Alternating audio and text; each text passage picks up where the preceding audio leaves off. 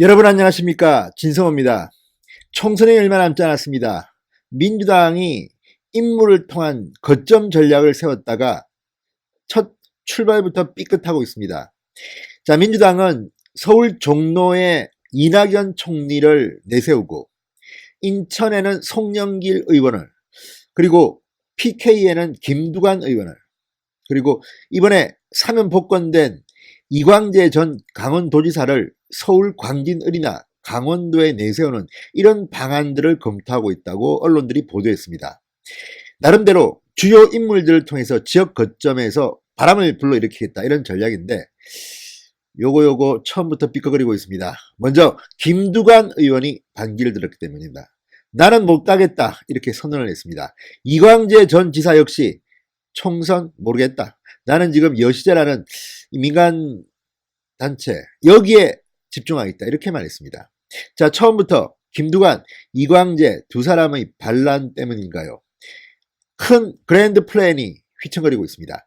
왜 이런 일이 벌어지고 있는 걸까요? 진성호의 융단 폭격 시작합니다. 민주당을 융단 폭격합니다.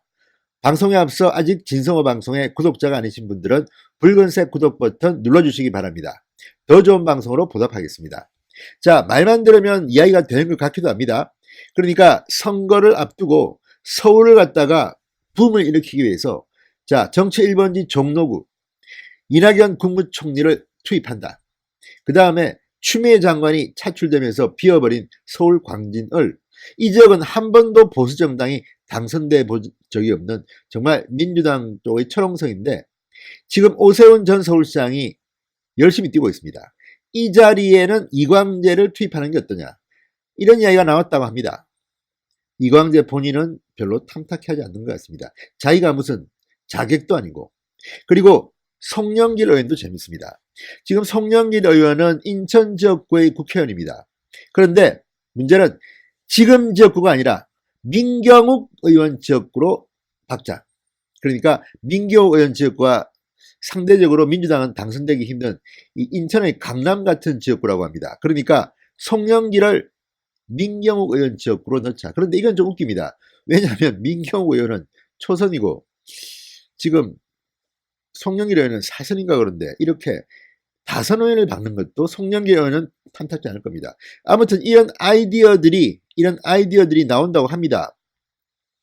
자, 실제로 이광재 전 지사의 경우는 오세훈 전 시장이 있는 광진을 설정해서 여론조사도 했다고 합니다. 전략공천하는 게 아닌가, 이런 전망도 나온다고 합니다.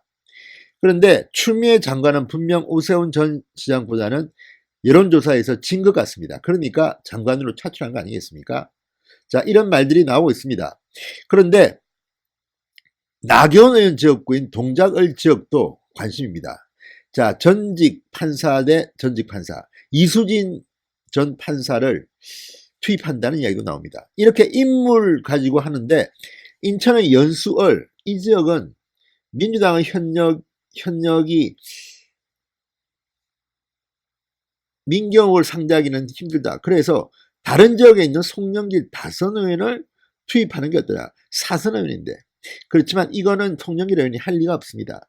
지금 이런 언론 보도는 물론 민주당 생각과는 다를 수도 있지만, 이런 보도들이 여러 군데에서 나온 것을 보면 상당히 내부적으로는 검토하는 것 같습니다. 그런데 이런 것들이 과연 성공할까요? 첫 단추부터 잘못 끼웠습니다. 일단 김두관 의원은 강력하게 반발하고 못하겠다고 선언해버렸습니다. 자, 김두관 의원은 경남도지사, 무소속 경남도지사를 지낸 인물입니다. 리틀 노무현이라는 이름이 있었기 때문에 지금 문재인 대통령의 사저가 있는 양산, 경남 양산에 투입하는 방안이 고려됐다고 합니다. 지금 양산을 비어있다고 합니다. 어떡하겠습니까? 그러니까 문재인 대통령의 인기가 떨어져 있는지 모르지만, 어떻게 문재인 대통령이 사저가 있는 양산에 국회의원이, 후보자가 이렇게 없느냐, 쓸만한 사람이 없느냐, 지금 부글부글 끓고 있는 것 같습니다. 그렇지만 문재인 대통령 인기가 없는 걸 어떡하겠습니까? 그래서 김두관 의원 차출론이 나왔습니다. 그런데 지금 현재 김두관 의원은 경기 김포 가비 지역구입니다. 김두관 의원은 이렇게 말했다고 합니다. 총선 준비를 하는 당의 전략에는 공감하지만 그런 요구를 수락하는 것은 김포 시민들에 대한 예의가 아니다. 차출을 거부했습니다. 그런데 민홍철 경남도당 위원장은 최고위원회의에 공개적으로 불경지역의 선거 바람을 일으키기 위해서 이끌어갈 사람이 필요하다. 김두관 의원을 보내줬으면 좋겠다. 이렇게 민주당 지도부에 공개적으로 요구를 했습니다. 그런데 이렇게 김두관 의원이 한 칼에 거절해버렸습니다.